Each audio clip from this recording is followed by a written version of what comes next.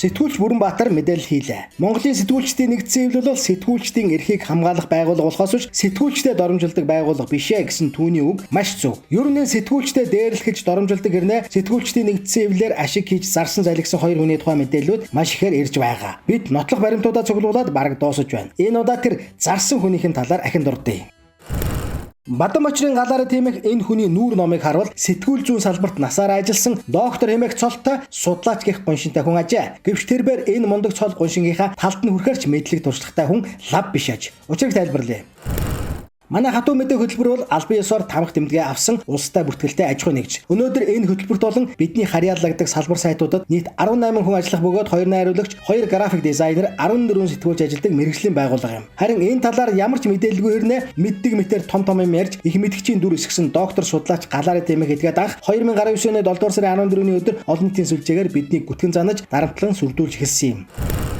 Тэгтээ харин маш инээдтэй юм донгосон байдаг. Уншаад өгчье. Орон нутгаас очингуудаа намайг удаа дарааг үтгсэн хатуу мэдээг шүүгдэг нөө. Ер нь бол тэжжээвэр гөлөгтэй биш тэжжээсэн эзэнтэй тэмцэн гэдгээ нийслэлийн хэвлэлийн төлөөлөгч Цэрэн Дажийн Мөнхбаатарт би өмнө нь уцаар хэлсэн. Энэ удаад паблик зарлцгий. Мөрөөрөө чимээгүй амьдарч болдгоо хорвоо юм гэж тийм үдэ эрхэм хотын дарга хэмээн сүржгэнсэн байдаг. Гүн мөн чөлөөтэй сэтгэж байгаа юм шүү. Ер нь яаж явахлаарэ манай хөтөлбөрийн нийтлийн бодлогыг нийслэл хэр дундаа нийслэлийн хэвлэлийн төлөөлөгч Мөнхбаатар мэдэрч зогсуулдаг үлээ гэсэн асуулт гараад ирж байгаа юм. Ингээд бид нар бодлоо л да. Хөөр хий тэр галаараа гэж хатуу мэдээ хөтөлбөр нь нийслэлийн захирагчийн ажлыг дэмжиж байдаг. Дэмжиж ирсэн учраас нийслэлийн захирагч амар сайхан тэднийг тэжээдэг байх ёстой. Тэгэхээр тэднийг дуугүй болгохын тулд тэр эзэттэй ярих хэрэгтэй гэж бодож л дээ. Түүний зөв нэг талдаа. Яагаад зөв гэсэн бэ гэхээр ерөөсөө нийтгээд өөрийн гэсэн үзэл бодолтой итгэл үнэмшилтэй хүн Монголын сэтгүүлчүүд байх учиргүй. Сэтгүүлчид заавал нэг эзэнтэй байх ёстой. Сэтгүүл зүйн байгууллага заавал нэг тэжээвэр гөлөг шиг ямар нэг эзний гар харж амьдрах ёстой хэмээн Батнот үздэг үе юм байна. Тэрч итгэл үнэмшлээрээ мөрөөрөө үзэл бодлоо илэрхийлээд явж байгаа бүхэлдэн хамт олныг тэжээвэр гөлөгнүүд хэмээн доромжилсан тэр аж. Монголын сэтгүүлчдийн нэгдсэн хэвлэл хэмээх байгууллага удирдах байсан хүн гэдэг байгаа юм шүү тамина. Энэ доктор судлаач хүн чинь одоогийн ерөнхийлөгчийн хүртэл сэтгүүлчид худалдагдсан байна гэж Кевник ярьдаг шүү дээ. Тийм болохоор манай хөтөлбөр энэ хоёр этгээдийг Сиамын ихрүүдэд байгаа юм. Манай хөтөлбөр уг нь тэр постныхан дараа хотын захиргаан дээр очиж лайв хийж нийслэлийн захирагчаас тэжээлгснийхээ хөлсөнд мөнгө нөхөн хэмээн төлөвлөөд энэ тухайга манай эзэн гэгдээд Мөнхбаатартай ярьсан.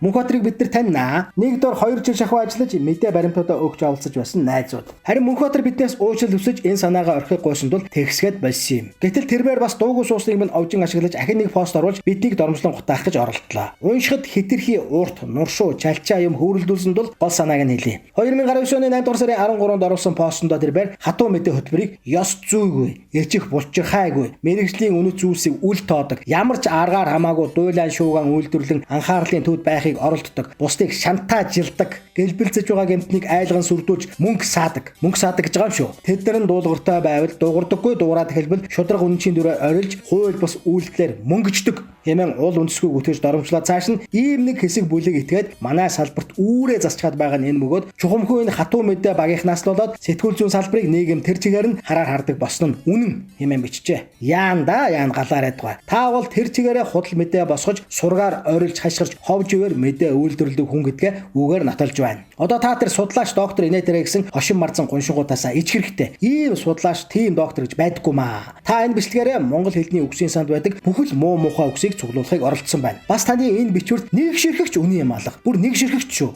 Таны хэлдгээр бид хариуцлагатайгаар паблик зарлчихъя. Хэрвээ хэн нэг этгээд манай хөтөлбөрт дарамтлуулаад мөнгө төгрөг бидэнд өгсөн бол тэр этгээд гараад ир. Галаараа та ч гэсэн түүнийгээ гаргаад ир. Тэгээд хатуу мэдээ хөтөлбөр эднээс төдөн төгрөг тэгж ингэж нэгсэн. Тэгээд түүнийгээ тэгж ингэж авсан гэдгийг нь зарл. Бид бүх данс хараа шалгуулахад бэлэн. Хизээ хаана хэн гэдэг хүн бидэнд хэдэн төгрөг өгсөн бэ гэдгийг нь эрхэм судлаач доктор та нотол. 7 дугаар сарын 25-нд анх та биднийг доромжилж эхлэхдээ шүүгд өгнө гэж шүрзгэнсэн атал яагаад өнөөдрийг хүртэл тагдуугаа болоод бүх чөв хэн таныг дарамтлаад байна? Хинээс юунаас нь ингэтлээ айж улчихад байна? Таныг өмгөөлж манайх руу байн яриад байсан тэр эмгтээд чинь хүртэл бид шүүхтэр уулзъя гэж байгааг минь дамжуулж өгнө үү хэмээн хүссэн юм шүү дээ. Гэтэл та өнөөдрийг хүртэл энэ талаар дуугарсангүй. Бид баримттай бичдэг, баримт тулгуурлаж нийтэлдэг. Ядчил бидэнд торгуулаад байхаар мөнгө төгрөг тан шиг ховын үгээр хоолж, замын үгээр даан барч, бурууга бусдад тохож, булхайгаа бултуулж хаах гэж арчаагүйгээр оролддог нь бид биш. Бидэнд ёс зүй үнэт зүйл гэж бий. Тэр үнэт зүйл маань шударга ёс, авилгагүй цэвэр нийгэм юм. Үүнийгээ бид зарчим хэмээн товчоор нэрлэдэг ба тэр жосоороо бид зарчмал ярьдаг хүмүүс. Яахав хэллэг агуулгын хувьд хатуу чангаж мэднэ. Гэхдээ гим хийсэн хиндэж ба үнэн үг хатуу байдаг юм. Тэгээд ч бид монгол хэлний үгсийн санд байдаг үгсийг л хэрэгэлдэг. Та нарын сурч боловсрсон тэр цаг үе үннийг хэлэхэд сонирхолгүй болж хэрэглэнээс гарч хоцрогдож эхэлж байна. Товчхондоо бидний онцлог агуулга нь энэ. Яг өөрсөлтөө нэчгнүүргүй хийснээ болох гэж оролдог ийм л этгээдүүдийг илчиж олон нийтэд тониулахаар зориг шулуутсан бат хатуу итгэл үнэмшилтэй хүмүүс гэмээр өөрсдийгөө бид боддог. Тийм ч учраас таны хамсаатан худалч хуурамч манд хоёртай дөрөөний хэлэлгүй тусдаа гарсан гэдгээ бид олонний өмнө ёстой л таны хэлдгээр паблик зарлсан. Бидний дундаас хэнэнч хязээж шар хөвлөд ажиллаж байгаагүй. Ядаж л ийм хийм болоод мэдчихэж чадахгүй таныг хэн судлаач. Тэр тусмаа бүр сэтгүүлч гэхэвтэй. Чааваас та таны сэтгүүлч гэж нэг иймэрхүү юм байгаа юм. Бид харин ямар нэг юмны мөрөөр орсон бол мугарт нөргөж байж салдаг хүмүүс. Хос цалиг хэмээх төслийг та минийх биш гэж нэг хэлэх гээд үстэй. Урд өмнөх амьдрал руу чинь хүртэл бид орсон. Лойр хулгаал үнэртдэг юм блэ дээ. Чааваас. Билээ гэснээс нэрээ бид нар галаараа таныг илчлэхийн төлөө маш их цаг хугацаа хөрөнгө мөнгө шаардсан ажил хийж байгаа гэж хүртэл донгосон байна үлээ. Уучлаарай. Бидэнд таны төлөө тараа цацаад байх мөнгө гэж байхгүй.